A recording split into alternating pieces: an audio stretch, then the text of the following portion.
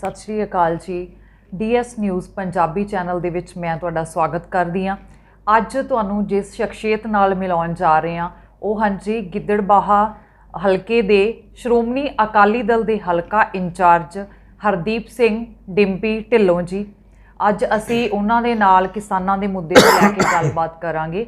आओ असी तुहानूं मिलांदे हां हरदीप सिंह ढिल्लों डिंपी जी नाल। सत श्री अकाल सर। जी सत श्री अकाल जी। DS चैनल के सारे रब वर्गे ਸਰੋਤਿਆਂ ਨੂੰ मैं दोने हाथ बन के सत श्री अकाल बुलाਉਣਾ जी। वाहिगुरू जी का खालसा वाहिगुरू जी की फतेह। Thank you so much sir साडे चैनल दे विच गलबात करन दे लई एक टाइम कड्ढण दे लई थैंक यू सो मच। हाँ जी सर, अज असी जिहड़े मुद्दे ते गल करांगे किसानां दा जिहड़ा एक मुद्दा रिसेंटली छिड़िया होया है, एक एक्ट जिहड़ा पास कर रहे आ उन्हां दे लई, ਉਹਦੇ बारे तुसीं की कहना चाहोगे भी ਉਹ किसानां दे हक विच है जां मतलब कि उन्हां दे लई ਉਹਦਾ बेनिफिट है जां की है?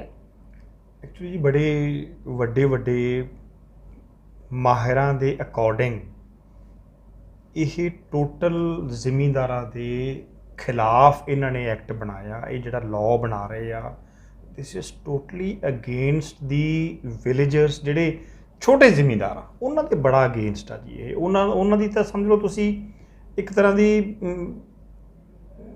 ਸੁਸਾਇਟੀ ਹੋ ਜੂਗੀ ਅਗਰ ਇਹ ਹੋ ਗਿਆ, ਉਹਨਾਂ ਦਾ ਤਾਂ ਕਤਲ ਹੀ ਹੋ ਜੂਗਾ।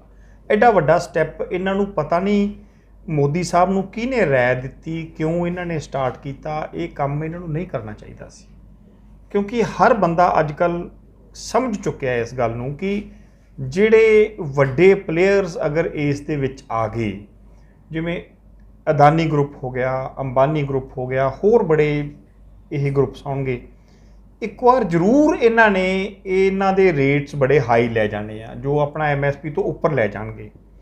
ਜਦੋਂ MSP ਤੋਂ ਉੱਪਰ ਰੇਟ ਆਪਾਂ ਕਿਸੇ ਦਾ ਵੀ ਕੋਈ ਲਵਾਂਗੇ ਜਾਂ ਕੋਈ ਕਣਕ ਦਾ ਜਾਂ ਕੋਈ ਝੋਨੇ ਦਾ, ਤਾਂ ਓਬਵੀਅਸਲੀ ਇਹ ਬਟ ਨੈਚੁਰਲ ਆ ਕਿ ਬੰਦਾ ਉੱਥੇ ਜਾਊਗਾ ਜੀ ਜਿੱਥੇ ਉਹਨੂੰ ਰੇਟ ਜ਼ਿਆਦਾ ਮਿਲਦਾ ਹੋਇਆ। ਉਹਨਾਂ ਨੇ ਪੰਜਾਬ ਦੀਆਂ ਦਾਣਾ ਮੰਡੀਆਂ ਤੋਂ ਹਟ ਕੇ ਆਪਦਾ ਇਹ ਮਾਲ ਜਿਹੜਾ ਹੋਊਗਾ ਜਾਂ ਇੱਕ ਤਰ੍ਹਾਂ ਦਾ ਝੋਨਾ ਜਾਂ ਇੱਕ ਤਰ੍ਹਾਂ ਦੀ ਕਣਕ ਉਹਨਾਂ ਨੂੰ ਦੇਣਗੇ। ਇੱਕ ਵਾਰੀ ਰੇਟ ਵੱਧ ਮਿਲ ਗਿਆ, ਅਗਲੇ ਵਾਰੀ ਰੇਟ ਵੱਧ ਮਿਲ ਗਿਆ। ਜਦੋਂ ਪੰਜਾਬ ਦੀ ਗ੍ਰੇਨ ਮਾਰਕੀਟ, ਜਿਹਨੂੰ ਮੰਡੀਕਰਨ ਬੋਰਡ ਕਹਿ ਦਿੰਦੇ ਆ, ਉਹ ਖਾਲੀ ਰਹਿਣ ਲੱਗ ਗਈਆਂ, ਓਬਵੀਅਸਲੀ ਹੌਲੀ ਹੌਲੀ ਉਹਨਾਂ ਨੂੰ ਬੰਦ ਕਰਨਾ ਪਊਗਾ। ਤੇ ਹੁਣ ਕੈਪਟਨ ਸਾਹਿਬ ਨੇ ਪਹਿਲਾਂ ਇਹ ਸਾਈਨ ਕਰਕੇ ਆਏ ਆ ਨਾ, ਪਹਿਲਾਂ ਤਾਂ ਇਹਨਾਂ ਨੇ ਸਾਈਨ ਕਰਤੇ, ਹੁਣ ਇਹ ਕਹਿ ਰਹੇ ਆ ਕਿ ਕੇਂਦਰ ਸਰਕਾਰ ਨੂੰ ਇਸ ਬਾਰੇ ਸੋਚਣਾ ਚਾਹੀਦਾ। ਇਹਦੇ ਬਾਰੇ ਤੁਸੀਂ ਕੁਝ ਕਹਿਣਾ ਚਾਹੋਗੇ? ਇਹ ਤਾਂ ਮੈਨੂੰ ਸਮਝ ਨਹੀਂ ਆਉਂਦੀ, ਕਿਸਾਨਾਂ ਨੂੰ ਵੀ ਨਹੀਂ ਇਸ ਗੱਲ ਦੀ ਸਮਝ ਆ ਰਹੀ ਕਿ ਕੈਪਟਨ ਸਾਹਿਬ ਨੇ ਤਾਂ ਇਹ ਚੀਜ਼ 4 ਸਾਲ ਤੋਂ ਲਾਗੂ ਕੀਤੀ ਵੀ ਆ। ਪੰਜਾਬ ਦੇ ਵਿੱਚ ਅੱਜ ਤੁਸੀਂ ਆਪਦਾ ਮਾਲ ਮੰਡੀਆਂ ਤੋਂ ਬਿਨਾਂ ਜਿੱਥੇ ਮਰਜ਼ੀ ਵੇਚ ਲਓ, ਔਰ ਉਹਦੀ ਇੱਕ ਜਿਉਂਦੀ ਜਾਗਦੀ ਮਿਸਾਲ ਆ ਮੋਗੇ ਦੇ ਨਾਲ ਇੱਕ ਸੈਲੋ ਦੇ ਪਲਾਂਟ ਲੱਗੇ ਹੋਏ ਆ। ਸੈਲੋ ਦੇ ਪਲਾਂਟ 35-40 ਪਿੰਡ ਮੋਗੇ ਦੇ ਏਰੀਏ ਦੇ ਉੱਥੇ ਜਾ ਕੇ ਆਪਦੀ ਕਣਕ ਸਟੋਰ ਕਰਾਉਂਦੇ ਆ, ਡਾਇਰੈਕਟ ਜਾ ਕੇ ਉੱਥੇ ਆਪਦੀ ਕਣਕ ਅਨਲੋਡ ਕਰਦੇ ਆ ਔਰ ਉਹਨਾਂ ਤੋਂ ਆਪਦੀ ਨਗਦ ਪੇਮੈਂਟ ਲੈ ਕੇ ਵਾਪਸ ਆ ਜਾਂਦੇ ਆ। ਪਹਿਲਾਂ ਜੀ ਉਹਨਾਂ ਦਾ ਸਾਈਨ ਕਰਨਾ, ਹੁਣ ਜਦੋਂ ਇਲੈਕਸ਼ਨਸ ਨੇੜੇ ਆ ਰਹੀਆਂ ਹੁਣ ਸਡਨਲੀ ਇਹ ਆਪਣੀ ਸਟੇਟਮੈਂਟ ਤੋਂ ਭੱਜ ਰਹੇ ਆ ਕਿ ਹਾਂਜੀ ਨਹੀਂ ਜੀ ਕੇਂਦਰ ਨੂੰ ਤਾਂ ਇਹ ਵਾਲਾ ਜਿਹੜਾ ਆਪਣੀ ਸਟੇਟਮੈਂਟ ਵਾਪਸ ਲੈਣੀ ਚਾਹੀਦੀ ਆ, ਕਿਸਾਨਾਂ ਦੇ ਹੱਕ ਵਿੱਚ ਫੈਸਲਾ ਕਰਨਾ ਚਾਹੀਦਾ। ਤੁਹਾਨੂੰ ਕਿਤੇ ਨਾ ਕਿਤੇ ਲੱਗਦਾ ਵੀ ਇਲੈਕਸ਼ਨਸ ਦੇ ਨਾਲ ਉਹਨਾਂ ਦਾ ਜੁੜਿਆ ਹੋਇਆ? ਕਾਂਗਰਸ ਜਮਾਤ ਦਾ ਜੀ ਗੁਰੂ ਗੋਬਿੰਦ ਸਿੰਘ ਜੀ ਨੇ ਇਹ ਗੱਲ ਕਹੀ ਸੀ ਜਦੋਂ ਅਨੰਦਪੁਰ ਸਾਹਿਬ ਦਾ ਕਿਲਾ ਛੱਡਿਆ ਨਾ ਜੀ, ਉੱਥੇ ਇਹਨਾਂ ਨੇ ਇਹ ਕਿਹਾ ਸੀ ਵੀ ਇਹ ਜਿਹੜੇ ਮੁਸਲਿਮ ਸੀ ਨਾ, ਜਿਹੜੇ ਉਦੋਂ ਦੇ ਰਾਜੇ ਸੀ, ਇਹਨਾਂ ਨੇ ਬੜੀਆਂ ਵੱਡੀਆਂ ਕਸਮਾਂ ਖਾਧੀਆਂ ਸੀ ਔਰ ਇਹਨਾਂ ਨੇ ਕਸਮਾਂ ਖਾ ਕੇ ਉੱਥੋਂ ਗੁਰੂ ਸਾਹਿਬ ਨੂੰ ਬਾਹਰ ਕਢਾਇਆ ਸੀ ਕਿਲੇ ਚੋਂ, ਤੇ ਆਫਟਰ ਦੈਟ ਉਹਨਾਂ ਤੇ ਅਟੈਕ ਕਰਤਾ ਸੀ ਗੁਰੂ ਸਾਹਿਬ ਤੇ ਗੁਰੂ ਸਾਹਿਬ ਨੇ ਬਾਹਰ ਨਿਕਲ ਕੇ ਇਹ ਗੱਲ ਕਹੀ ਸੀ ਵੀ ਤੇਲ ਨਾਲ ਪੂਰੀ ਬਾਂਹ ਲਵੇੜ ਕੇ ਤੇ ਤਿਲਾਂ ਵਾਲੀ ਬੂਰੀ ਦੇ ਵਿੱਚ ਦੇ ਕੇ ਤੇ ਬਾਹਰ ਕੱਢ ਲਈ ਜਦੋਂ, ਤੇ ਜਿੰਨੇ ਤਿਲ ਤੁਹਾਡੀ ਬਾਂਹ ਦੇ ਉੱਤੇ ਲੱਗੇ ਹੋਏ, ਜੇ ਇਹ ਇੰਨੀਆਂ ਕਸਮਾਂ ਵੀ ਖਾਣ ਤੇ ਇਹਨਾਂ ਤੇ ਵਿਸ਼ਵਾਸ ਨਾ ਕਰਿਓ। ਇਹ ਉਹ ਜਮਾਤ ਆ ਕਾਂਗਰਸ ਦੀ ਜੀ। ਇਹ ਕੁਛ ਕਹਿੰਦੇ ਆ, ਕੁਛ ਕਰਦੇ ਆ। ਇਹਨਾਂ ਨੇ ਤਾਂ ਵਾਅਦੇ ਕੀਤੇ ਸੀ ਕਿ ਸਮਾਰਟਫੋਨ ਦੇਵਾਂਗੇ। ਜਦੋਂ ਸ਼੍ਰੋਮਣੀ ਅਕਾਲੀ ਦਲ ਸੱਤਾ ਦੇ ਵਿੱਚ ਸੀ ਉਸ ਟਾਈਮ ਪੋਸਟਰਸ ਵੀ ਨਿਕਲੀਆਂ, ਪੁਲਿਸ ਦੀਆਂ ਪੋਸਟਰਸ ਆਈਆਂ ਸੀ ਪਿੱਛੇ, ਜਦੋਂ ਆਪਣੀਆਂ ਇਲੈਕਸ਼ਨਸ ਟਾਈਮ ਜੀ ਜੀ ਉਸ ਤੋਂ ਬਾਅਦ ਕੋਈ ਪੋਸਟ ਵੀ ਨਹੀਂ ਆਈ। ਜੇ ਕੋਈ ਪੋਸਟ ਆਂਦੀ ਹੈ ਤਾਂ ਉਹ ਜਾਂਦੀ ਕਿੱਥੇ ਹੈ, ਅੱਜ ਤੱਕ ਇਹ ਸਮਝ ਨਹੀਂ ਆਏਗੀ। ਕੋਈ ਪੋਸਟ ਆ ਜਾਂਦੀ ਹੈ ਪਰ ਉਸ ਤੋਂ ਬਾਅਦ ਉਹਦਾ ਪਤਾ ਹੀ ਨਹੀਂ ਚੱਲਦਾ ਕਿ ਇਹ ਇੱਕ ਇਹਨਾਂ ਦਾ ਸਿਰਫ ਇੱਕ ਲੋਕਾਂ ਤੋਂ ਪੈਸਾ ਇਕੱਠਾ ਕਰਨ ਦਾ ਕੋਈ ਜ਼ਰੀਆ ਹੈ ਜਾਂ ਕੀ ਹੈ। ਲੋਕਾਂ ਦਾ ਪੈਸਾ ਲੋਕਾਂ ਆਪਣੇ ਕੋਲੇ ਕਰ ਰਹੇ ਆ ਤੇ ਫਿਰ ਉਹਨਾਂ ਨੂੰ ਬੇਵਕੂਫ ਬਣਾ ਰਹੇ ਆ। ਨਹੀਂ, ਮੈਨੂੰ ਤੁਸੀਂ ਤਾਂ ਨਿਊਜ਼ ਚੈਨਲ ਵਾਲੇ ਹੋ ਜੀ, ਤੁਹਾਡੇ ਜ਼ਰੀਏ ਤਾਂ ਲੋਕਾਂ ਨੇ ਜਾਗਰੂਕ ਹੋਣਾ। ਕੈਪਟਨ ਸਾਹਿਬ ਤਾਂ ਕਹਿ ਰਿਹਾ ਮੈਂ 7 ਲੱਖ ਨੌਕਰੀ ਦੇਤੀ, ਪਰ ਉਹ 7 ਲੱਖ ਨੌਕਰੀ ਦਿਖਦੀ ਤਾਂ ਕਿਤੇ ਨਹੀਂ ਪਈ। ਬਾਦਲ ਸਾਹਿਬ ਹਾਂਜੀ ਉਸ ਟਾਈਮ ਤਾਂ ਫਿਰ ਵੀ ਸ਼੍ਰੋਮਣੀ ਅਕਾਲੀ ਦਲ ਨੇ ਜਦੋਂ ਪੋਸਟਰਸ ਕੱਢੀਆਂ ਸੀ ਉਦੋਂ ਫਿਰ ਵੀ ਠੀਕ ਸੀ। ਉਹਨਾਂ ਨੇ ਕੁਝ ਪੋਸਟਰਸ ਲੜਕੀਆਂ ਦੇ ਲਈ ਵੀ ਸਪੈਸ਼ਲ ਕੱਢੀਆਂ ਹਨਾ। ਬਿਲਕੁਲ। ਪਰ ਉਸ ਤੋਂ ਬਾਅਦ ਜਦੋਂ ਕਾਂਗਰਸ ਸੱਤਾ ਵਿੱਚ ਆਂਦੀ ਹੈ ਕੋਈ ਪੋਸਟ ਨਹੀਂ ਨਿਕਲੀ ਜੀ। ਹੁਣ ਇਲੈਕਸ਼ਨਸ ਵੀ ਨੇੜੇ ਆ, ਜਦੋਂ ਬਾਦਲ ਸਾਹਿਬ ਆਉਂਦੇ ਆ ਜਾਂ ਇਲੈਕਸ਼ਨਸ ਨੇੜੇ ਵੀ ਆਉਂਦੀਆਂ ਉਸ ਟਾਈਮ ਅਗਰ ਜਿਵੇਂ ਕੋਈ ਵੀ ਪਾਰਟੀ ਮੁੱਦਾ ਚੱਕਦੀ ਹੈ ਕਿ ਇਹ ਇਲੈਕਸ਼ਨਸ ਟਾਈਮ ਪੋਸਟਰਸ ਕੱਢਦੇ ਆ, ਐਟਲੀਸਟ ਉਸ ਟਾਈਮ ਭਰਤੀ ਹੁੰਦੀ ਆ, ਪੋਸਟਰਸ ਫਿਲ ਹੁੰਦੀਆਂ ਜਿੱਥੇ ਵੀ ਕੋਈ ਪੋਸਟ ਖਾਲੀ ਹੈ। ਪਰ ਕਾਂਗਰਸ ਦੇ ਵਾਰੀ ਇਹ ਨਹੀਂ ਹੁੰਦਾ ਇਹ ਵਾਲੀ ਚੀਜ਼, ਜਾਂ ਉਹ ਇੱਕ ਫਾਰਮ ਫਿਲ ਕਰਵਾ ਕੇ ਹੀ ਬਸ ਇੱਕ ਲੋਕਾਂ ਨੂੰ ਬੇਵਕੂਫ ਬਣਾਉਂਦੇ ਆ। ਉਹਨਾਂ ਦੇ ਸਮਾਰਟਫੋਨ ਦਾ ਐਲਾਨ ਕਰਨਾ ਕਿ ਸਮਾਰਟਫੋਨ ਦਿੱਤੇ ਜਾਣਗੇ, ਉਹ ਸਮਾਰਟਫੋਨ ਅੱਜ ਤੱਕ ਕਿਸੇ ਨੂੰ ਮਿਲੇ ਨਹੀਂ, ਕਿਸੇ ਨੌਜਵਾਨ ਨੂੰ। ਕੈਪਟਨ ਸਾਹਿਬ ਤਾਂ ਕਹਿੰਦੇ ਜੀ ਵੰਡ ਤੇ ਸਾਰੇ ਅਸੀਂ, ਤੁਸੀਂ ਕਿਤੇ ਦੇਖੋ ਨਾ ਜੀ, ਤੁਸੀਂ ਚੈਨਲ ਵਾਲੇ ਮੈਨੂੰ ਪੁੱਛ ਰਹੇ ਹੋ। ਕੈਪਟਨ ਸਾਹਿਬ ਨੇ ਤਾਂ ਇੱਥੇ ਵੀ ਵੰਡ ਕੇ ਗਏ ਜੀ, ਸਾਡੇ ਸਾਰੇ ਗਿੱਦੜਵੇ ਦੇ ਵਿੱਚ 5 ਕੇ 6 ਫੋਨ ਵੰਡੇ ਆ ਜੀ ਉਹਨਾਂ ਨੇ। 5-6 ਫੋਨ? ਹਾਂਜੀ, ਇਕੱਠੇ ਵੰਡੇ ਆ 5-6 ਫੋਨ। ਤੁਸੀਂ ਦੇਖਿਆ ਨਾ ਜੀ, ਉਹ ਤਾਂ ਬੜੀਆਂ ਵੱਡੀਆਂ ਨਿਊਜ਼ ਲੱਗੀਆਂ ਵੀ ਇੰਨੇ ਫੋਨ ਵੰਡ ਗਏ। ਉਹ ਤਾਂ ਆਪਣਾ ਸਮਝ ਨਹੀਂ ਆਉਂਦੀ, ਕਈ ਕਿਤੇ 2-2 ਰੱਖੀ ਬੈਠੇ। ਹੁਣ ਜੀ ਬੀਬਾ ਬਾਦਲ ਹਰਸਿਮਰਤ ਜੀ ਨੇ ਉਹਨਾਂ ਨੇ ਅਸਤੀਫਾ ਦਿੱਤਾ ਹੈ ਨਾ। ਤੁਸੀਂ ਇਹ ਸਟੇਟਮੈਂਟ ਪਹਿਲਾਂ ਵੀ ਇੱਕ ਵਾਰ ਦਿੱਤੀ ਸੀ ਕਿ ਕਿਸਾਨਾਂ ਦੇ ਹੱਕ ਵਿੱਚ ਜੇ ਫੈਸਲਾ ਨਹੀਂ ਹੁੰਦਾ ਤਾਂ ਅਸੀਂ ਇੱਟ ਨਾਲ ਇੱਟ ਖੜਕਾ ਦੇਾਂਗੇ। ਤਾਂ ਉਸ ਟਾਈਮ ਤੁਹਾਨੂੰ ਪਤਾ ਸੀਗਾ ਵੀ ਇਹ ਕੁਝ ਇਦਾਂ ਦਾ ਕਿਸਾਨਾਂ ਦੇ ਹੱਕ ਵਿੱਚ ਨਹੀਂ ਹੋਊਗਾ ਫੈਸਲਾ? ਤੁਹਾਨੂੰ ਪਤਾ ਸੀ ਇਸ ਬਾਰੇ ਪਹਿਲਾਂ? ਨਹੀਂ, ਇਸ ਗੱਲ ਦਾ ਸਾਨੂੰ ਇਲਮ ਨਹੀਂ ਸੀ। ਦੇਖੋ ਇਹਦੇ 'ਚ ਬੜੀ ਕਲੀਅਰ ਕੱਟ ਵਰਜ਼ਨ ਸੀ ਕਿ ਸਭ ਤੋਂ ਪਹਿਲੀ ਗੱਲ ਮੈਂ ਤੁਹਾਨੂੰ ਇਹ ਕਲੀਅਰ ਕਰਨਾ ਚਾਹੁੰਦਾ ਵੀ ਬਾਦਲ ਪਰਿਵਾਰ, ਜਿੱਥੋਂ ਤੱਕ ਮੈਂ ਜਾਣਦਾ ਇਸ ਫੈਮਿਲੀ ਨੂੰ, ਇਹ ਕਦੇ ਵੀ ਕੁਰਸੀ ਦੇ ਲਾਲਚ ਪਿੱਛੇ ਕਿਸਾਨਾਂ ਨਾਲ ਧਰੋ ਨਹੀਂ ਕਰ ਸਕਦੇ।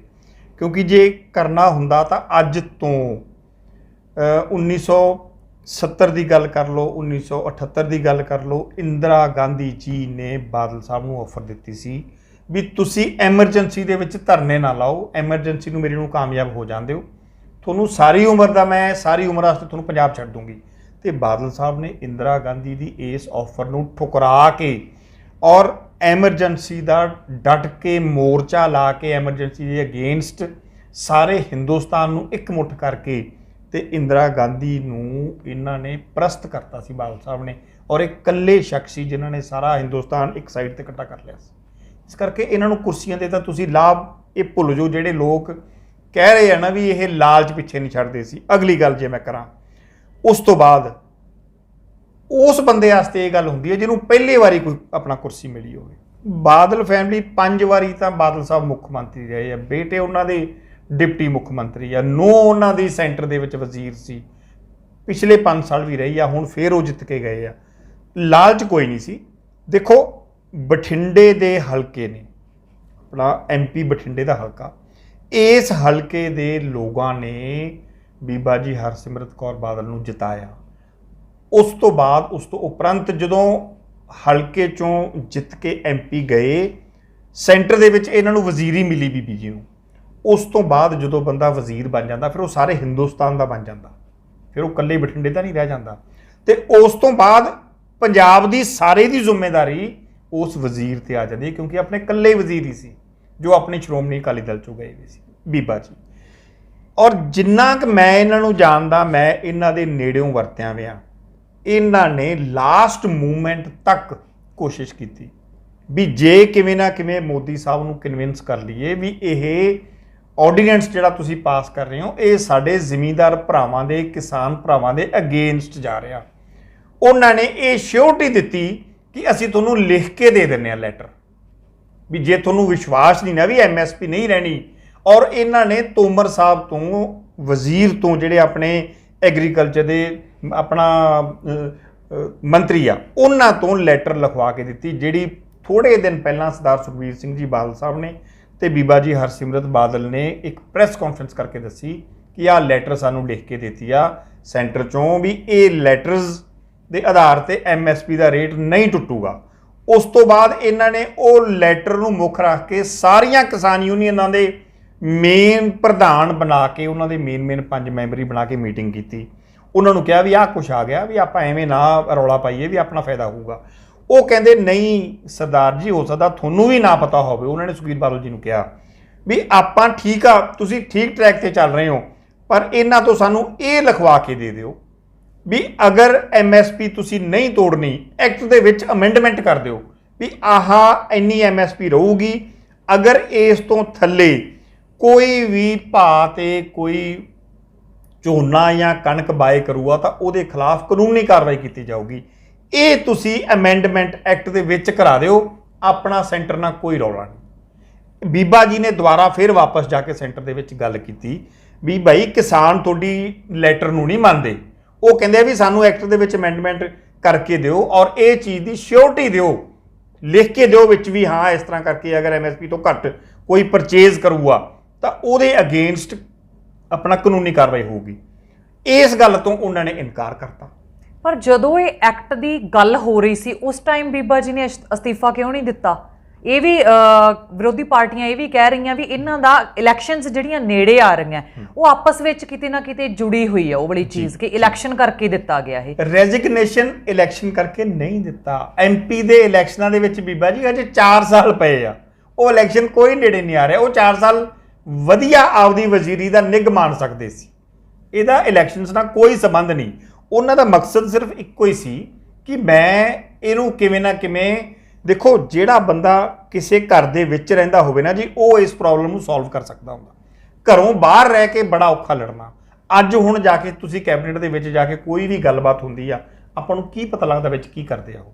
ਜੇ ਕੈਬਨਿਟ ਦੇ ਵਜ਼ੀਰ ਸੀ ਤਾਂ ਹੀ ਇਹਨਾਂ ਨੇ ਰੌਲੇ ਪਾਏ, ਤਾਂ ਹੀ ਉੱਥੋਂ ਲੈਟਰ ਲੈ ਕੇ ਆਏ, ਤਾਂ ਹੀ ਇਹਨਾਂ ਨੇ ਅੱਜ ਰੈਜ਼ਿਗਨੇਸ਼ਨ ਦੇ ਕੇ। ਦੇਖੋ ਜਦੋਂ ਸੈਂਟਰ ਸਰਕਾਰ ਕਿਸੇ ਗੱਲ ਤੇ ਆਪਣੀ ਸ਼੍ਰੋਮਣੀ ਅਕਾਲੀ ਦਲ ਤੇ ਨਹੀਂ ਮੰਨੇ ਤਾਂ ਮੈਂ ਤੁਹਾਨੂੰ ਇਹ ਗੱਲ ਕਹੀ ਸੀ, ਜਿਹੜਾ ਤੁਸੀਂ ਬਿਆਨ ਦਿੰਦੇ ਹੋ ਵੀ ਅਗਰ ਸੈਂਟਰ ਸਾਡੇ ਨਾਲ ਕੋਈ ਧਰੋ ਕਮਾਊਗਾ ਤੇ ਸਭ ਤੋਂ ਪਹਿਲੇ ਬੀਬਾ ਜੀ ਹਰਸਿਮਰਤ ਕੌਰ ਬਾਦਲ ਹੋਣਗੇ ਜਿਹੜੇ ਰੈਜ਼ਿਗਨੇਸ਼ਨ ਦੇਣਗੇ, ਔਰ ਉਹਨਾਂ ਨੇ ਦਿੱਤਾ। ਸਭ ਤੋਂ ਪਹਿਲਾਂ ਹਿੰਦੁਸਤਾਨ ਦੇ ਵਿੱਚ ਬਾਕੀ ਸਾਰੇ ਗੱਲਾਂ ਕਰਨ ਵਾਲੇ ਲੀਡਰ ਆ ਬੀਬਾ ਜੀ, ਕੋਈ ਕਹਿਣੀ ਤੇ ਕਰਨੀ ਦੇ ਵਿੱਚ ਬਹੁਤ ਜ਼ਿਆਦਾ ਅੰਤਰ ਆ। ਇਹ ਬਾਦਲ ਪਰਿਵਾਰ ਜੋ ਕਹਿੰਦਾ ਉਹੀ ਕਰਦਾ। ਇਹਨਾਂ ਨੇ ਕਿਹਾ ਸੀ ਵੀ ਸਭ ਤੋਂ ਪਹਿਲਾਂ ਅਸੀਂ ਸਭ ਤੋਂ ਵੱਡੀ ਕੁਰਬਾਨੀ ਦੇਵਾਂਗੇ, ਔਰ ਬੀਬਾ ਜੀ ਨੇ ਦਿੱਤੀ। ਫਿਰ ਜੀ ਸ਼੍ਰੋਮਣੀ ਅਕਾਲੀ ਦਲ ਨੂੰ ਨਸ਼ਿਆਂ ਦੇ ਨਾਲ ਵੀ ਜੋੜਿਆ ਜਾਂਦਾ ਕਿਤੇ ਨਾ ਕਿਤੇ। ਤਾਂ ਇੱਕ ਮੂਵੀ ਬਣੀ ਸੀ ਉੜਤਾ ਪੰਜਾਬ, ਉਹਦੇ ਵਿੱਚ ਅਕਾਲੀ ਦਲ ਨੂੰ ਭੰਡਿਆ ਗਿਆ ਬੁਰੀ ਤਰ੍ਹਾਂ ਨਾਲ। ਬਿਲਕੁਲ ਜੀ। ਤੇ ਹੁਣ ਰਾਜਪੂਤ ਸੁਸ਼ਾਂਤ ਰਾਜਪੂਤ ਦੀ ਡੈਥ ਹੋਈ ਹੈ, ਉਹਨਾਂ ਨੇ ਪਤਾ ਨਹੀਂ ਉਹ ਮਰਡਰ ਹੋਇਆ ਜਾਂ ਕੀ ਹੈ, ਕੀ ਸਿਸਟਮ ਹੈ, ਉਹਦੇ ਬਾਰੇ CBI ਇਨਕੁਆਇਰੀ ਕਰ ਰਹੀ ਹੈ। ਉਹਦੇ ਵਿੱਚ ਆ ਰਿਹਾ ਕਿ ਉਹ ਡਰੱਗ ਐਡਿਕਟਡ ਸੀਗੇ, ਉਹ ਡਰੱਗ ਲੈਂਦੇ ਸੀਗੇ। ਕਾਫੀ ਹੋਰ ਵੀ ਸੈਲੀਬ੍ਰਿਟੀਜ਼ ਹੈ ਜਿਨ੍ਹਾਂ ਨੂੰ ਫੜਿਆ ਗਿਆ ਉਸ ਮਾਮਲੇ ਦੇ ਵਿੱਚ ਕਿ ਉਹ ਡਰੱਗ ਲੈਂਦੇ ਆ। ਤਾਂ ਉੱਥੇ ਸ਼੍ਰੋਮਣੀ ਅਕਾਲੀ ਦਲ ਦਾ ਹੱਥ ਕਿਵੇਂ ਹੋ ਸਕਦਾ ਵੀ ਮਤਲਬ ਤੁਸੀਂ ਥੋੜਾ ਕਲੀਅਰ ਕਰੋਗੇ? ਉਹ ਮੂਵੀ ਦੇ ਵਿੱਚ ਇੱਕ ਭੰਡਣਾ ਥੋੜਾ ਜਿਹਾ ਤੁਸੀਂ ਸਾਡੇ ਚੈਨਲ ਦੇ ਥਰੂ ਦਰਸ਼ਕਾਂ ਨੂੰ ਦੱਸੋ ਕਿ ਇਹ ਕੀ ਸਿਸਟਮ ਹੈ। ਉਦੋਂ ਨਹੀਂ ਸੀ ਜੀ ਇਹ ਬੀਬਾ ਜੀ ਉੜਤਾ ਪੰਜਾਬ। ਉੜਤਾ ਪੰਜਾਬ ਹੁਣ ਬਣਿਆ ਇਹ, ਉਦੋਂ ਨਹੀਂ ਉੜਤਾ ਪੰਜਾਬ ਸੀ।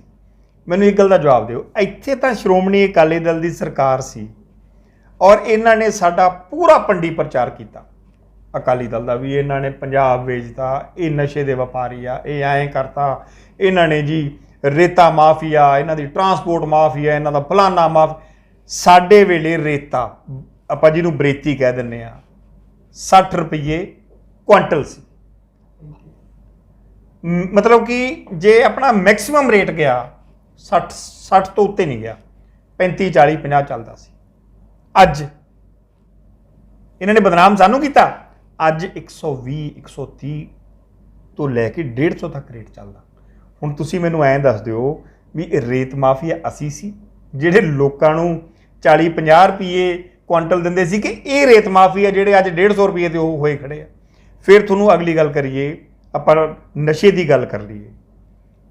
ਬੰਬੇ ਦੇ ਵਿੱਚ ਕਾਂਗਰਸ ਦੀ ਗਵਰਨਮੈਂਟ ਅਲਾਇੰਸ ਹੈ, ਇਹਨਾਂ ਸਾਰੇ ਐਕਟਰਾਂ ਦੇ ਨਾਮ ਆ ਗਏ A to Z ਜੀ, ਬਿਲਕੁਲ A to Z ਆ ਗਏ। ਔਰ ਉਹ ਰੀਆ ਚੱਕਰਵਰਤੀ ਦੀ ਵਿਚਾਰੀ ਦੀ, ਦੇਖੋ ਮੈਂ ਉਹਨੂੰ ਵਿਚਾਰੀ ਕਹਿ ਕੇ ਗੱਲ ਕਰੂੰਗਾ ਕਿਉਂਕਿ ਉਹਦਾ ਹਜੇ ਤੱਕ ਕੋਈ ਉਹਦਾ ਰੋਲ ਉਹਦੇ ਮਰਡਰ ਦੇ ਵਿੱਚ ਕਿਤੇ ਵੀ ਕੋਈ ਸਬੂਤ ਨਹੀਂ ਹੋ ਸਕਿਆ।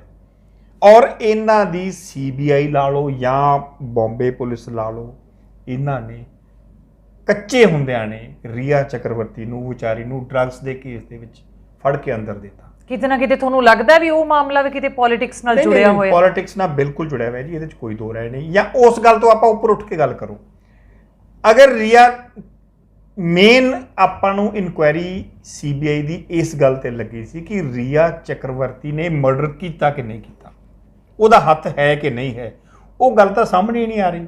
ਚੱਕ ਕੇ ਉਹਦੇ ਬ੍ਰਦਰ ਨੂੰ ਚੱਕ ਕੇ ਡਰੱਗਸ ਦੇ ਕੇਸ ਦੇ ਵਿੱਚ ਅੰਦਰ ਦੇਤੇ ਦੋਨੇ ਭੈਣ ਭਰਾ। ਇਹ ਕੋਈ ਗੱਲ? ਉਹ ਤਾਂ ਇਹ ਵੀ ਕਹਿ ਰਹੇ ਹੈ ਜੀ ਕਿ 15 ਕਰੋੜ ਦਾ ਘਪਲਾ ਕੀਤਾ ਹੈ, ਰਾਜਪੂਤ ਦੇ ਅਕਾਊਂਟ ਦੇ ਵਿੱਚੋਂ ਨਿਕਲਿਆ, ਉਹਦੇ ਨਾਲ ਰਹਿੰਦੀ ਸੀ, ਉਹਨੂੰ ਡਰੱਗਸ ਦਿੰਦੀ ਸੀ। ਪਰ ਮੈਨੂੰ ਇੱਕ ਗੱਲ, ਅਕਾਊਂਟ ਦੇ ਵਿੱਚ ਤੁਹਾਡੀ ਗੱਲ ਵਿਚਾਲੇ ਆ ਜੀ, ਜਿਹੜਾ ਬੈਂਕ ਅਕਾਊਂਟ ਦੇ ਵਿੱਚੋਂ 15 ਰੁਪਏ ਨਿਕਲ ਜਾਣ ਦਾ ਰੌਲਾ ਪੈ ਜਾਂਦਾ ਜੀ। 15 ਕਰੋੜ ਰੁਪਇਆ ਨਿਕਲਿਆ ਤੇ ਕਿਸੇ CBI ਨੂੰ ਪਤਾ ਹੀ ਨਹੀਂ ਲੱਗਿਆ। ਇਹੋ ਜਿਹਾ ਰੀਆ ਚੱਕਰਵਰਤੀ ਕੋਲੇ ਕਿਹੜੀ ਚੀਜ਼ ਸੀ ਵੀ ਜਿਹੜੀ ਮਤਲਬ ਕਿ ਉਹਨੇ ਕੋਈ ਲਾ ਕੇ ਕੱਢ ਲਈ? ਕਿਤੇ ਤਾਂ ਨਾਂ ਲੈਣ ਵੀ ਹਾਂ ਜੀ 15 ਕਰੋੜ ਰੁਪਇਆ ਰੀਆ ਚੱਕਰਵਰਤੀ ਦੇ ਅਕਾਊਂਟ 'ਚ ਗਿਆ, ਮੰਨ ਲੈਂਦੇ ਆ ਵੀ ਉਹਨੇ ਜੀ ਪੈਸੇ ਦੇ ਲਾਲਚ 'ਚ ਉਹਦਾ ਮਰਡਰ ਕਰਤਾ ਹੋ ਜਾਂ ਉਹ ਜੋ ਵੀ ਕਰਤਾ। ਮੈਨੂੰ ਇੱਕ ਗੱਲ ਦਾ ਜਵਾਬ ਦੇ ਦਿਓ ਜੀ, ਚੰਦ ਬੰਦਿਆਂ ਨੂੰ ਛੱਡ ਕੇ ਬੰਬੇ ਫਿਲਮ ਇੰਡਸਟਰੀ ਦੇ ਵਿੱਚ ਮੈਂ ਬੜੀ ਨੇੜਿਓਂ ਦੇਖੀ ਦੀ ਹੈ ਬੰਬੇ ਇੰਡਸਟਰੀ, ਕਿਹੜਾ ਬੰਦਾ ਜਿਹੜਾ ਨਹੀਂ ਨਸ਼ੇ ਕਰਦਾ? ਤੁਸੀਂ ਅੱਜ ਰੀਆ ਨੂੰ ਫੜਿਆ ਨਾ, ਮੈਂ ਕਹਿੰਦਾ ਜਿਹੜੇ ਨੂੰ ਮਰਜ਼ੀ ਫੜ ਲਓ ਜੀ, ਹਰੇਕ ਹੀ ਕਰਦਾ, ਚੰਦ ਬੰਦਿਆਂ ਨੂੰ ਛੱਡ ਕੇ ਕੋਈ ਐਸਾ ਬੰਦਾ ਨਹੀਂ ਜਿਹੜਾ ਵਿੱਚ ਕਾਫੀ ਸੈਲੀਬ੍ਰਿਟੀਜ਼ ਦੇ ਨਾਮ ਆ ਰਹੇ ਆ। ਇੱਕ ਕਿਸੇ ਮੰਤਰੀ ਦਾ ਬੇਟੇ ਦਾ ਨਾਮ ਵੀ ਉਹ ਕਲੀਅਰ ਨਹੀਂ ਕੀਤਾ ਗਿਆ ਅਜੇ। ਕਿਸੇ ਉਹਨਾਂ ਦੇ ਨਜ਼ਦੀਕੀ ਨੇ ਹੀ ਦੱਸਿਆ ਕਿ ਵਿੱਚ ਇੱਕ ਮੰਤਰੀ ਦਾ ਬੇਟਾ ਵੀ ਸੀਗਾ ਜਿਹੜਾ ਉਹਦੇ ਨਾਲ ਇੱਕ ਅਸਿਸਟੈਂਟ ਸੀ ਉਹਨਾਂ ਦੀ, ਇੱਕ ਉਹਨਾਂ ਦੇ ਰੇਪ ਕੇਸ ਦੇ ਵਿੱਚ। ਇਹ ਬੀਬਾ ਜੀ ਇੱਕ ਬਹੁਤ ਵੱਡਾ ਆਮਦਨ ਦਾ ਜ਼ਰੀਆ ਬਣ ਚੁੱਕਿਆ ਨਸ਼ਾ। ਔਰ ਇਹ ਸਾਨੂੰ ਸ਼੍ਰੋਮਣੀ ਅਕਾਲੀ ਦਲ ਨੂੰ ਇੱਥੇ ਇਹਨਾਂ ਨੇ ਬਦਨਾਮ ਕੀਤਾ, ਜਿਹੜਾ ਕਿ ਇਹ ਖੁਦ ਇਹ ਧੰਦੇ ਕਰਾਉਂਦੇ ਆ। ਕਾਂਗਰਸ ਪਾਰਟੀ ਅੱਜ ਬੰਬੇ ਦੇ ਵਿੱਚ ਇਹਨਾਂ ਦੀ ਗਵਰਨਮੈਂਟ ਆ, ਇਹ ਭਾਈਵਾਲ ਸਰਕਾਰ ਦੇ ਵਿੱਚ ਆ। ਉੱਥੇ ਕੀ ਹਾਲ ਆ?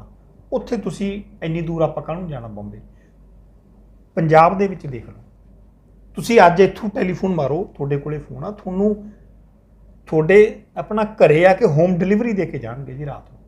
ਕਿਸੇ ਮਹੱਲੇ ਦੇ ਵਿੱਚ ਤੁਸੀਂ ਰਾਤ ਨੂੰ ਕਦੇ ਚੈੱਕ ਕਰਕੇ ਦੇਖ ਲਿਓ। ਮੈਂ ਤੁਹਾਨੂੰ 19 ਨੰਬਰ ਵਾਰਡ ਦੇ ਵਿੱਚ ਦੱਸਦਾ, ਤੁਸੀਂ ਜਾ ਕੇ ਉੱਥੇ ਚੈੱਕ ਕਰ ਲਿਓ। 19 ਨੰਬਰ ਵਾਰਡ ਦੇ ਵਿੱਚ ਰਾਤ ਨੂੰ ਡੇਲੀ ਕਾਰਾਂ ਆਉਂਦੀਆਂ, ਸਾਰਾ ਇੱਕ ਬੰਦਾ ਨਹੀਂ ਪੂਰਾ ਮਹੱਲਾ ਆ ਕੇ ਤੁਹਾਨੂੰ ਦੱਸੂਗਾ। ਰਾਤ ਨੂੰ ਕਾਰਾਂ ਆਉਂਦੀਆਂ ਔਰ ਟੋਟਲ ਸਪਲਾਈ ਕਰਕੇ ਜਾਂਦੀਆਂ। ਸਾਡੇ ਗਿੱਦੜਵੇ ਦੀ ਗੱਲ ਮੈਂ ਕਰਦਾ, ਮੈਂ ਕਿਤੇ ਬਾਹਰਲੇ ਦੀ ਨਹੀਂ ਕਰਦਾ। ਜੇ ਸਾਡੀ ਛੋਟੀ ਜਿਹੀ ਮੰਡੀ ਦੇ ਵਿੱਚ ਇਹੋ ਜਿਹਾ ਹਾਲ ਹੋ ਸਕਦਾ ਤੇ ਪੂਰੇ ਪੰਜਾਬ ਦੇ ਵਿੱਚ ਕੀ ਹੋਊਗਾ?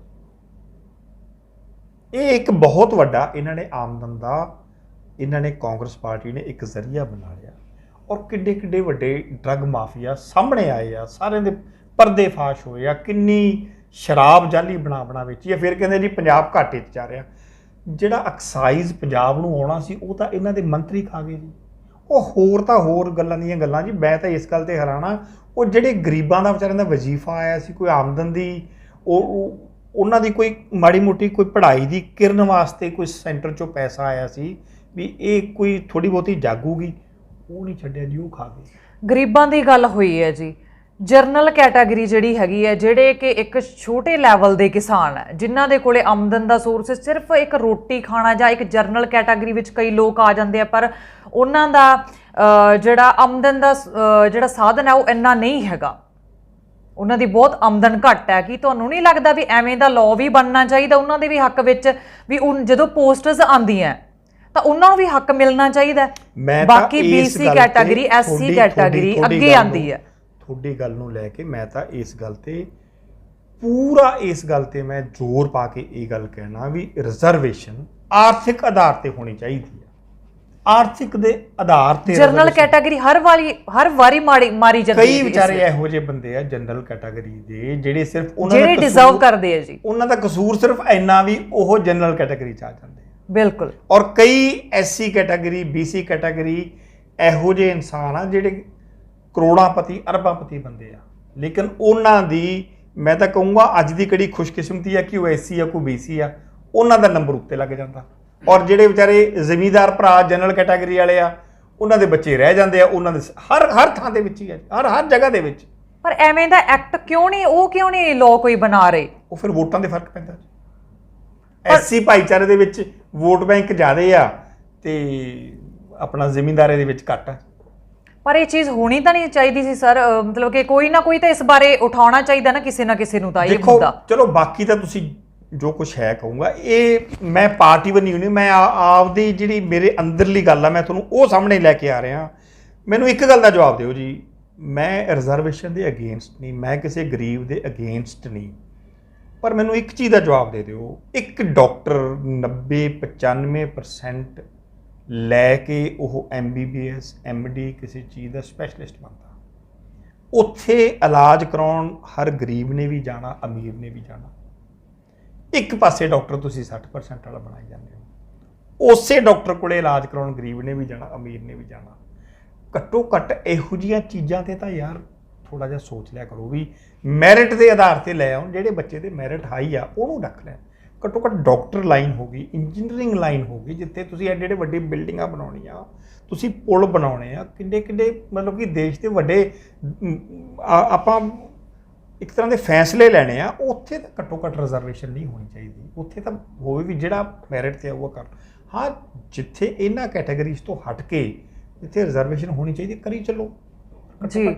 ਤੇ ਮਨਪ੍ਰੀਤ ਬਾਦਲ ਸਾਹਿਬ ਜਦੋਂ ਸੱਤਾ ਦੇ ਵਿੱਚ ਆਏ ਸੀ ਤਾਂ ਉਹਨਾਂ ਨੂੰ ਇਸ ਲਾਈਨ ਦੇ ਵਿੱਚ ਲੈ ਕੇ ਆਉਣ ਦਾ, ਪੋਲੀਟਿਕਸ ਲਾਈਨ ਦੇ ਵਿੱਚ ਕਿਤੇ ਨਾ ਕਿਤੇ ਤੁਹਾਡੀ ਫੈਮਿਲੀ ਦਾ ਵੀ ਕਿਤੇ ਨਾ ਕਿਤੇ ਹੱਥ ਹੈਗਾ, ਵੀ ਤੁਹਾਡੀ ਹੈਲਪ ਉਹਨਾਂ ਨੂੰ ਗਾਈਡ ਕਰਨਾ।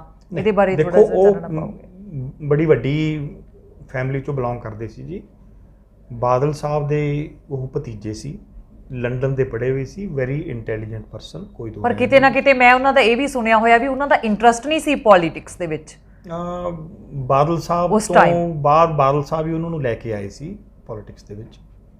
ਬਾਦਲ ਸਾਹਿਬ ਦੀ ਇੱਛਾ ਸੀ ਵੀ ਮੈਂ ਉਹਨਾਂ ਨੂੰ ਲੈ ਕੇ ਆਵਾਂ। ਪਰ ਉਹਨਾਂ ਨੇ ਸੁਖਬੀਰ ਬਾਦਲ ਜੀ ਨੂੰ ਕਿਉਂ ਨਹੀਂ ਚੁਣਿਆ? ਉਹਨਾਂ ਨੇ ਮਨਪ੍ਰੀਤ ਬਾਦਲ ਜੀ ਨੂੰ ਹੀ ਕਿਉਂ ਚੁਣਿਆ ਜੀ?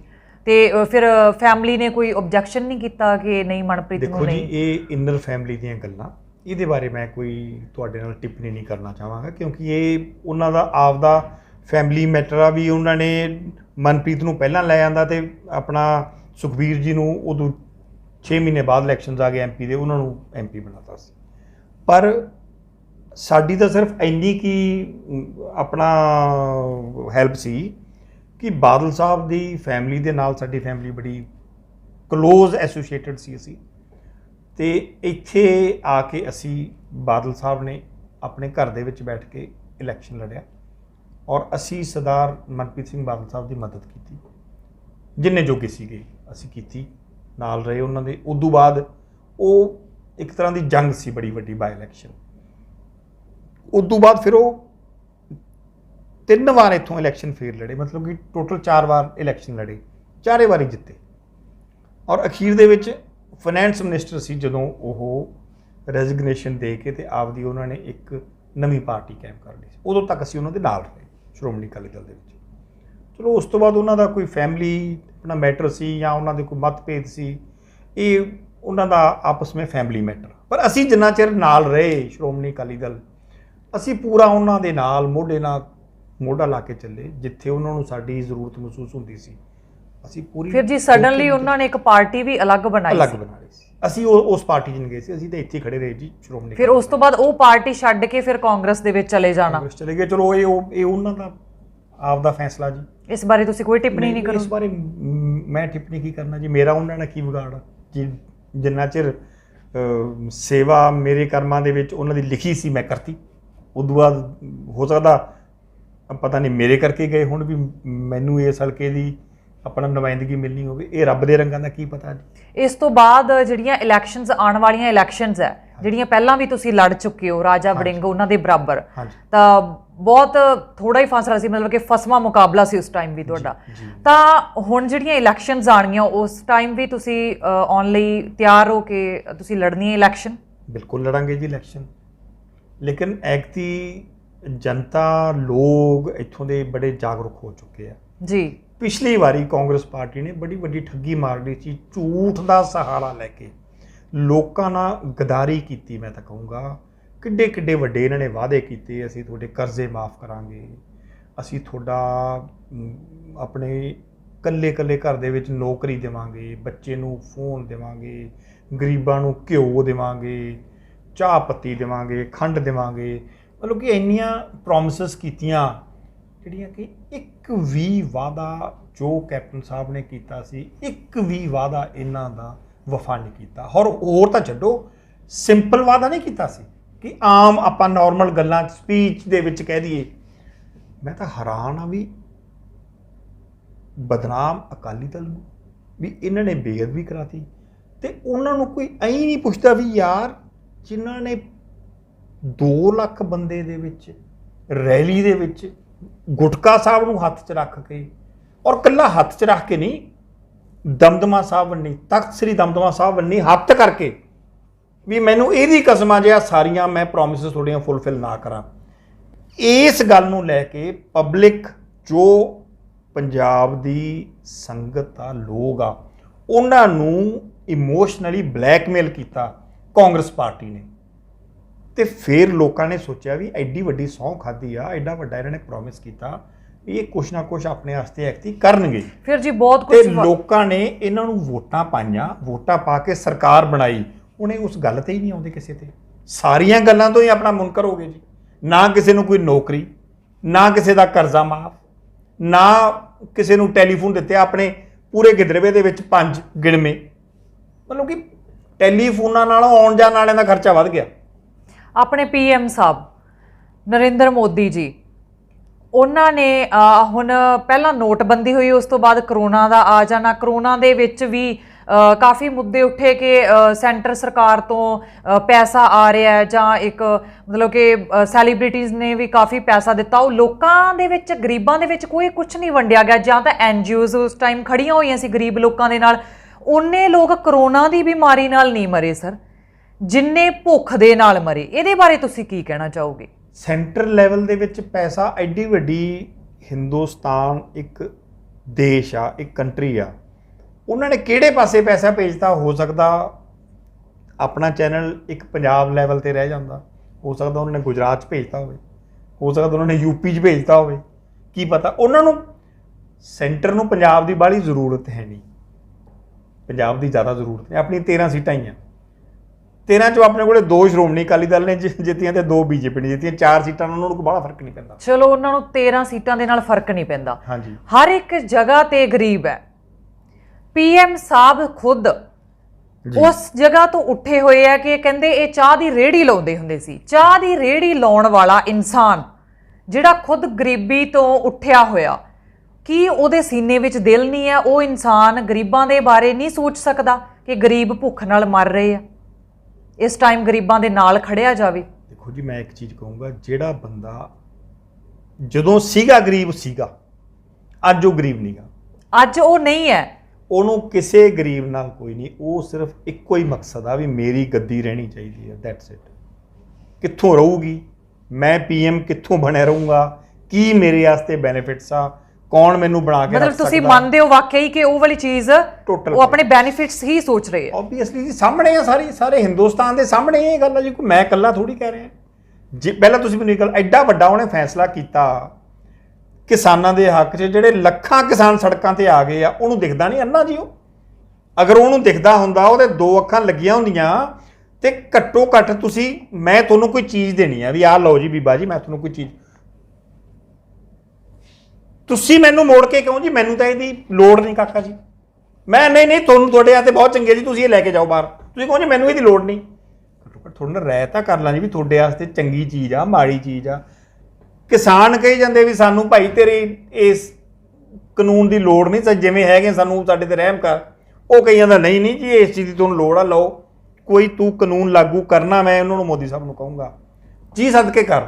ਬਟ ਉਹਨਾਂ ਦੀ ਜਥੇਬੰਦੀਆਂ ਤਾਂ ਬੁਲਾ, ਸਾਰਾ ਹਿੰਦੁਸਤਾਨ ਅੱਜ ਸੜਕਾਂ ਤੇ ਆਇਆ ਪਿਆ, ਸਾਊਥ ਦੇ ਸਾਰੇ ਕਿਸਾਨ ਆ ਗਏ ਸੜਕਾਂ ਤੇ, ਹਰਿਆਣਾ ਪੰਜਾਬ ਸੜਕਾਂ ਤੇ ਆਇਆ ਪਿਆ। ਮੈਂ 2 ਮਹੀਨੇ ਵਾਲੀ ਪਹਿਲਾਂ ਵਾਲੀ ਵੀਡੀਓ 'ਚ ਇੱਕ ਗੱਲ ਕਹੀ ਸੀ, ਮੈਂ ਕਿਹਾ ਜੇ ਤੁਸੀਂ ਕਾਨੂੰਨ ਦੇ ਵਿੱਚ ਕੋਈ ਵੀ ਕੁਤਾਹੀ ਕੀਤੀ, ਜ਼ਿਮੀਂਦਾਰਾਂ ਦੇ ਹੱਕ ਦੀ ਗੱਲ ਨਾ ਕੀਤੀ, ਇਹ ਦਿੱਲੀ ਦੀ ਇੱਟ ਨਾ ਇੱਟ ਖੜਕਾ ਦੇਣਗੇ। ਕਿਤੇ ਤੁਸੀਂ ਭੁਲੇਖੇ 'ਚ ਫਿਰਦੇ ਹੋ, ਤੇ ਸਭ ਤੋਂ ਪਹਿਲ ਇਸ ਗੱਲ ਦੀ ਅਕਾਲੀ ਦਲ ਨੇ ਕਰਨੀ ਹੈ। ਜਿਹੜੀ ਤੁਹਾਡੀ ਭਾਈਵਾਲ ਪਾਰਟੀ ਆ, ਅਸੀਂ ਸਭ ਤੋਂ ਪਹਿਲਾਂ ਜ਼ਿਮੀਂਦਾਰ ਹਾਂ। ਜੇ 5 ਵਾਰੀ ਪ੍ਰਕਾਸ਼ ਸਿੰਘ ਬਾਦਲ ਸਾਹਿਬ ਨੂੰ ਮੁੱਖ ਮੰਤਰੀ ਬਣਾਇਆ ਤਾਂ ਸਾਨੂੰ ਪੰਜਾਬ ਦੇ ਜ਼ਿਮੀਂਦਾਰਾਂ ਨੇ ਬਣਾਇਆ, ਪੰਜਾਬ ਦੇ ਕਿਸਾਨਾਂ ਨੇ ਬਣਾਇਆ, ਤੇ ਅੱਜ ਅਸੀਂ ਉਹਨਾਂ ਦਾ ਸਾਥ ਛੱਡ ਕੇ ਤੁਹਾਡੇ ਨਾਲ ਨਹੀਂ ਖੜਨਾ। ਹਜੇ ਵੀ ਮੈਂ ਇਹਨਾਂ ਨੂੰ ਤੁਹਾਡੇ ਇਸ ਮਾਧਿਅਮ ਦੇ ਜ਼ਰੀਏ ਮੈਂ ਇਹਨਾਂ ਨੂੰ ਹੱਥ ਬੰਨ੍ਹ ਕੇ ਬੇਨਤੀ ਵੀ ਕਰਦਾ, ਨਾਲ ਮੈਂ ਇਹਨਾਂ ਨੂੰ ਵਾਰਨਿੰਗ ਵੀ ਦਿੰਦਾ ਵੀ ਆਪਦੇ ਦੇਸ਼ ਦੇ ਵਿੱਚ ਐਡੀ ਵੱਡੀ ਲੜਾਈ ਨਾ ਲਾਓ। ਇਹ ਖਾਨਾ ਜੰਗੀ ਅਗਰ ਸਟਾਰਟ ਹੋ ਗਈ ਨਾ ਤੇ ਮੋਦੀ ਸਾਹਿਬ ਤੋਂ ਸਭ ਹੀ ਨਹੀਂ ਜਾਣੀ। ਇਹਨੂੰ ਇੱਥੇ ਹੀ ਹਜੇ ਵੀ ਨਹੀਂ ਕੁਝ ਵਿਗੜਿਆ। ਜੇ ਕੁਝ ਫੈਸਲੇ ਘਰਾਂ ਦੇ ਵਿੱਚ ਵੀ ਆਪਣੇ ਤੋਂ ਗਲਤ ਲਏ ਜਾਂਦੇ ਆ, ਉਹਨਾਂ ਨੂੰ ਵਾਪਸ ਲੈ ਲਓ, ਕਿਸਾਨਾਂ ਨਾਲ ਮੀਟਿੰਗ ਕਰ ਲਓ, ਉਹਨਾਂ ਨੂੰ ਰਾਜ਼ੀ ਕਰ ਲਓ ਵੀ ਹਾਂ ਵੀ ਤੁਹਾਡੇ ਫਾਇਦੇ 'ਚ ਆ, ਜੋ ਉਹਨਾਂ ਦੀ ਮੰਗ ਆ ਉਹ ਪੂਰੀ ਕਰ ਦਿਓ, ਤੇ ਸਾਰੇ ਖੁਸ਼ੀ ਤੁਹਾਡਾ ਸਵਾਗਤ ਕਰਨਗੇ। ਜਿਹੜਾ ਅੱਜ ਤੁਸੀਂ ਆਪਦੀ ਥਾਂ ਤੇ ਅਰਥੀਆਂ ਫਕਵਾਈ ਜਾਂਦੇ ਹੋ, ਇਹੀ ਕਿਸਾਨ ਤੁਹਾਡੇ ਆ ਕੇ ਫੁੱਲਾਂ ਦੇ ਹਾਰ ਪਾਉਣਗੇ। ਬਟ ਡਿਕਟੇਟਰ ਨਾ ਬਣੋ। ਅੱਜ ਤੱਕ ਕਦੇ ਕੋਈ ਡਿਕਟੇਟਰ ਮੈਂ ਕਾਮਯਾਬ ਨਹੀਂ ਹੁੰਦਾ ਵੇਖਿਆ। ਇੱਥੇ ਜਿਹੜੇ ਹਿਟਲਰ ਸਾਹਿਬ ਸੀ, ਜਰਮਨ ਦੇ ਸ਼ਾਸਕ, ਜਿਹੜਾ ਇਹ ਕਹਿੰਦਾ ਸੀ ਵੀ ਮੇਰੇ ਕਹੇ ਤੋਂ ਦਿਨ ਚੜੂਗਾ ਤੇ ਮੇਰੇ ਕਹੇ ਤੋਂ ਰਾਤ ਹੋਊਗੀ, ਉਹ ਨਹੀਂ ਰਹੇ। ਸਿਕੰਦਰ ਵਰਗੇ ਨਹੀਂ ਰਹੇ। ਇੰਦਰਾ ਗਾਂਧੀ ਕਹਿੰਦੀ ਸੀ ਵੀ ਮੈਂ ਸਾਰੇ ਹਿੰਦੁਸਤਾਨ ਨੂੰ ਇੱਕ ਮੋਰੀ ਵਿੱਚ ਟਪਾ ਦੂੰ, ਉਹ ਨਹੀਂ ਰਹੀ। ਤੇ ਇਹ ਕਿਹਦਾ ਪਾਣੀ ਹਾਰ ਆ? ਸੋ ਰੱਬ ਨੇ ਤੈਨੂੰ ਪਾਵਰ ਬਖਸ਼ੀ ਆ, ਔਰ ਇਹ ਜਨਤਾ ਦੇ ਵਿੱਚ ਦੀ ਬਖਸ਼ੀ ਆ, ਇਹ ਕਿਸਾਨਾਂ ਦੇ ਵਿੱਚ ਦੀ ਬਖਸ਼ੀ ਆ। ਇਹਨਾਂ ਨਾਲ ਵਿਗਾੜੋ ਨਾ। ਮੋਦੀ ਸਾਹਿਬ ਇਹ ਅੰਨਦਾਤਾ, ਇਹ ਰੱਬ ਦਾ ਰੂਪ ਆ। ਇਹ ਜਿੰਨੀ ਤਪੱਸਿਆ ਕਿਸਾਨ ਦੀ ਆ ਨਾ ਇਸ ਦੁਨੀਆ ਤੇ, ਜਿੰਨੀ ਤਪੱਸਿਆ ਕਿਸਾਨ ਦੀ ਆ, ਇੰਨੀ ਕਿਸੇ ਸਾਧੂ ਮਹਾਤਮਾ ਦੀ ਵੀ ਹੈ। ਕਿਸਾਨ ਅਗਰ ਆਪਣਾ ਪੱਖ ਅੱਗੇ ਲੈ ਕੇ ਜਾਂਦੇ ਆ, ਕੀ ਸ਼੍ਰੋਮਣੀ ਅਕਾਲੀ ਦਲ ਪਾਰਟੀ ਉਹਨਾਂ ਦੇ ਨਾਲ ਖੜੀ ਹੈ? ਖੜੀ, ਅਸੀਂ ਅੱਗੇ ਡਾਂਗ ਲੈ ਕੇ ਚੱਲਾਂਗੇ ਜੀ। ਖੜਨ ਦਾ ਮਤਲਬ ਕੀ ਹੋਇਆ? ਅਸੀਂ ਲੀਡ ਕਰਾਂਗੇ ਇਹਨਾਂ ਨੂੰ ਜੀ। ਅਸੀਂ ਵੀ ਤਾਂ ਸਾਰੇ ਹੀ ਸ਼੍ਰੋਮਣੀ ਅਕਾਲੀ ਦਲ। ਸ਼੍ਰੋਮਣੀ ਅਕਾਲੀ ਦਲ ਕੀ ਹੈ ਜੀ? ਸ਼੍ਰੋਮਣੀ ਅਕਾਲੀ ਦਲ ਕਿਸਾਨ ਆ ਜੀ। ਕਿਸਾਨੀ ਤੋਂ ਸ਼੍ਰੋਮਣੀ ਅਕਾਲੀ ਦਲ ਬਣਿਆ ਹੋਇਆ।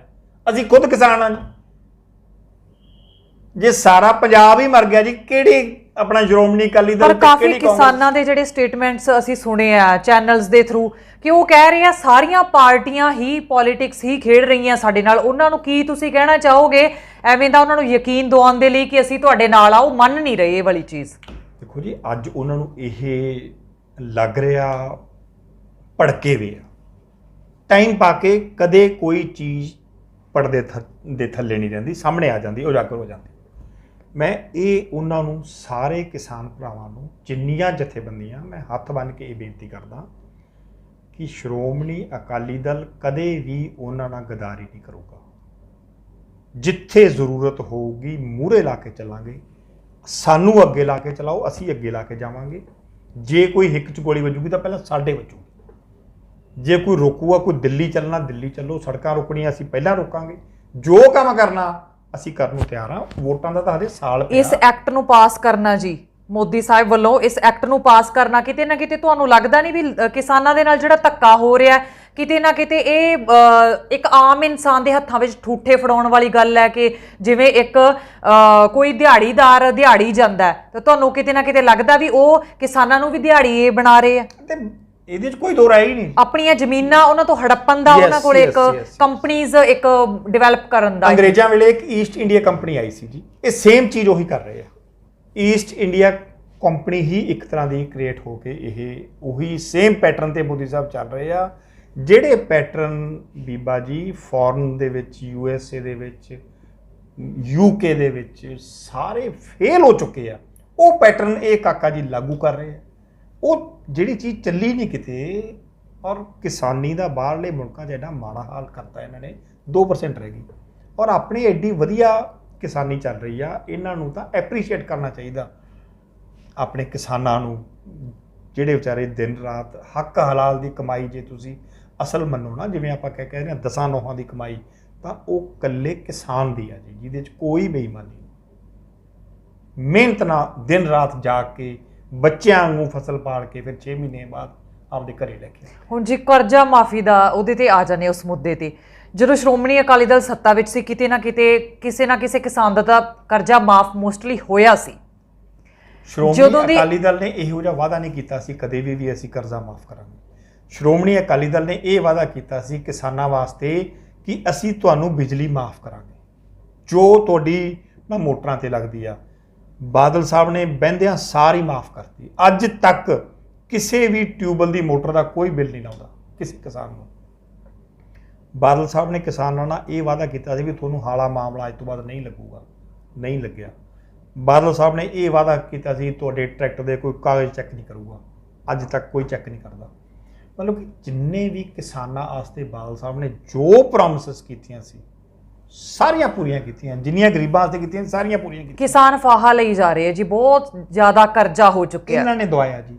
ਨਹੀਂ ਹਰ ਬੰਦਾ 50% ਤਾਂ ਚਲੋ ਆ ਗਏ ਸੀ ਮਾਰੇਟ ਕਰ, ਪਰ ਚਲੋ ਜਿਹੜੇ ਕਿਸਾਨ ਤਾਂ ਫਾਹਾ ਲੈ ਚੁੱਕੇ, ਆਪਣੀ ਖਤਮ ਕਰ ਚੁੱਕੇ ਆ ਜ਼ਿੰਦਗੀ, ਪਰ ਜਿਹੜੇ ਕਿਸਾਨ ਅਜੇ ਕਈ ਵਾਰੀ ਉਹਨਾਂ ਦੇ ਮੈਂਟਲੀ ਉਹ ਅਪਸੈਟ ਹੋ ਜਾਂਦੇ ਆ, ਉਹਨਾਂ ਨੂੰ ਕੋਈ ਸਾਡੇ ਚੈਨਲ ਦੇ ਥਰੂ ਕੁਝ ਕਹਿਣਾ ਚਾਹੋਗੇ ਵੀ ਉਹ ਐਵੇਂ ਦਾ ਨਾ ਕਰਨ, ਐਵੇਂ ਦਾ ਸਟੈਪ ਨਾ ਲੈਣ, ਵੀ ਤੁਹਾਡੀ ਸਰਕਾਰ ਅਗਰ ਸੱਤਾ ਵਿੱਚ ਆਉਂਦੀ ਹੈ ਤਾਂ ਤੁਸੀਂ ਕੁਝ ਐਵੇਂ ਦਾ ਉਹਨਾਂ ਨੂੰ ਕਹਿਣਾ ਚਾਹੋਗੇ ਕਿਸਾਨਾਂ ਨੂੰ? ਜੀ ਮੈਂ ਇਹੀ ਬੇਨਤੀ ਕਰੂੰਗਾ ਵੀ ਸੁਸਾਈਡ ਕਿਸੇ ਮਸਲੇ ਦਾ ਹੱਲ ਨਹੀਂ। ਬੜੀਆਂ ਵੱਡੀਆਂ ਭੀੜਾਂ ਪੈ ਜਾਂਦੀਆਂ। ਜੇ ਤੁਸੀਂ ਇੱਕ ਸਿੰਪਲ ਜਿਹਾ ਰਸਤਾ ਅਪਣਾ ਕੇ ਆਪਦੇ ਆਪ ਨੂੰ ਇਸ ਫਾਨੀ ਦੁਨੀਆ ਤੋਂ ਖਤਮ ਕਰ ਲਓਗੇ ਤਾਂ ਬਾਕੀ ਜਿਹੜਾ ਤੁਹਾਡਾ ਪਰਿਵਾਰ ਆ, ਤੁਹਾਡੇ ਬੱਚੇ ਆ, ਉਹਨਾਂ ਬਾਰੇ ਜ਼ਰੂਰ ਸੋਚੋ ਵੀ ਉਹਨਾਂ 'ਤੇ ਕੀ ਬੀਤੂਗੀ। ਕੋਈ ਗੱਲ ਨਹੀਂ, ਗਰੀਬੀ ਅਮੀਰੀ ਰੱਬ ਦੀ ਦਿੱਤੀ ਵੀ ਆ। ਕੀ ਹੋ ਗਿਆ ਜੇ 2 ਕਿੱਲੇ 4 ਕਿੱਲੇ ਆਪਣੇ ਲੈ ਜਾਣਗੇ, ਰੱਬ ਆਪਾਂ ਨੂੰ ਤੰਦਰੁਸਤੀ ਦੇਵੇ, ਹੱਥ ਵਰਨਾ ਦੇਵੇ, ਦਿਹਾੜੀ ਕਰਕੇ ਖਾ ਲਾਂਗੇ। ਜੇ ਇਹ ਦਿਨ ਨਹੀਂ ਨਾ ਰਹੇ ਜਿਹੜੇ ਹੁਣ ਚੱਲ ਰਹੇ ਆ, ਉਹ ਦਿਨ ਵੀ ਨਹੀਂ ਰਹਿਣੇ। ਇਹ ਮੇਰੀ ਗੱਲ ਯਾਦ ਰੱਖਿਓ, ਮਾੜੇ ਦਿਨ ਥੋੜ੍ਹੇ ਹੁੰਦੇ ਆ, ਮਾੜਿਆਂ ਤੋਂ ਬਾਅਦ ਚੰਗਾ ਆਉਂਦਾ, ਚੰਗੇ ਤੋਂ ਬਾਅਦ ਮਾੜਾ। ਜੇ ਅੱਜ ਰਾਤ ਆ ਤਾਂ ਕੱਲ੍ਹ ਨੂੰ ਦਿਨ ਵੀ ਆਊਗਾ। 200% ਬਣੂਗੀ ਸ਼੍ਰੋਮਣੀ ਅਕਾਲੀ ਦਲ ਦੀ ਸਰਕਾਰ, ਔਰ ਹਰ ਮੁਮਕਿਨ ਕੋਸ਼ਿਸ਼ ਕੀਤੀ ਜਾਊਗੀ ਵੀ ਕਿਸਾਨਾਂ ਦਾ ਪੱਖ ਕਿਵੇਂ ਪੂਰਿਆ ਜਾਵੇ ਤਾਂ ਕਿ ਇਹਨਾਂ ਨਾਲ ਕੋਈ ਧੱਕਾ ਨਾ ਹੋਵੇ।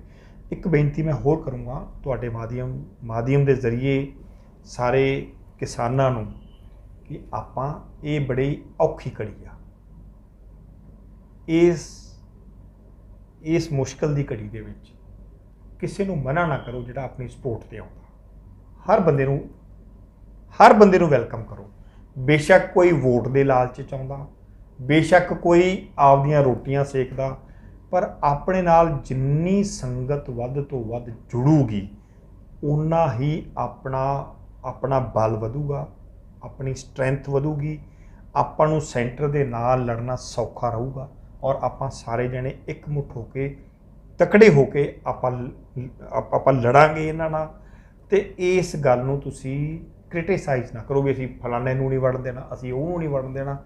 ਇਹ ਗੱਲਾਂ ਨਾ ਕਰੋ। ਮੈਂ ਤੁਹਾਡਾ ਭਰਾ ਹੋਣ ਦੇ ਨਾਤੇ, ਨਾ ਕੋਈ ਸ਼੍ਰੋਮਣੀ ਅਕਾਲੀ ਦਲ ਦਾ ਲੀਡਰ ਹੋਣ ਦੇ ਨਾਤੇ ਤੁਹਾਡੇ ਨਾਲ ਇਹ ਗੱਲ ਕਰ ਰਿਹਾ, ਤੁਹਾਡਾ ਭਰਾ ਹੋਣ ਦੇ ਨਾਤੇ ਮੈਂ ਇਹ ਗੱਲ ਕਰ ਰਿਹਾ ਕਿ ਜਿੰਨੀ ਸੰਗਤ ਵੱਧ ਤੋਂ ਵੱਧ ਜੋੜਾਂਗੇ। ਮੈਂ ਆਪਦੇ ਹਲਕੇ 'ਚ ਵੀ ਪਿੰਡ ਦੇ ਵਿੱਚ ਇਹ ਗੱਲ ਕਹੀ ਵੀ ਆ, ਜਿੰਨੇ ਸ਼੍ਰੋਮਣੀ ਅਕਾਲੀ ਦਲ ਦੇ ਬੰਦੇ ਮੇਰੇ ਨਾਲ ਜੁੜੇ ਹੋਏ ਆ, ਲੋਕ ਜੁੜੇ ਹੋਏ ਆ ਆਪਣੀ ਪਾਰਟੀ ਦੇ ਵੀ, ਅੱਜ ਮੈਨੂੰ ਤੁਹਾਡੀ ਲੋੜ ਥੋੜ੍ਹੀ ਆ, ਕਿਸਾਨਾਂ ਨੂੰ ਜ਼ਿਆਦੇ ਆ।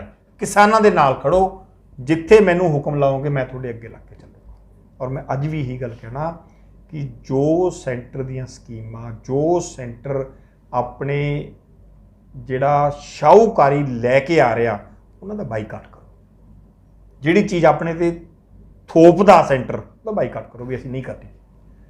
ਫਿਰ ਹੀ ਆਪਣੀ ਇੱਜ਼ਤ ਹਾਸਲ ਹੋਊਗੀ, ਕਿਉਂਕਿ ਇਹ ਬੜੀ ਵੱਡੀ ਲੜਾਈ ਆ ਸੈਂਟਰ ਨੂੰ ਝੁਕਾਉਣਾ, ਔਰ ਖਾਸ ਕਰਕੇ ਇਹ ਮੋਦੀ ਵਰਗੇ ਪ੍ਰਾਈਮ ਮਿਨਿਸਟਰ ਨੂੰ ਜਿਹੜਾ ਐਡਾ ਰੂਡ ਹੋ ਜਾਊਗਾ ਜਾਂ ਐਡਾ ਮੈਂ ਕਹੂੰਗਾ ਸਖਤ ਸੁਭਾਅ ਦਾ ਹੋ ਜਾਊਗਾ, ਇੱਕ ਤਰ੍ਹਾਂ ਦਾ ਡਿਕਟੇਟਰ ਹੋ ਜਾਊਗਾ।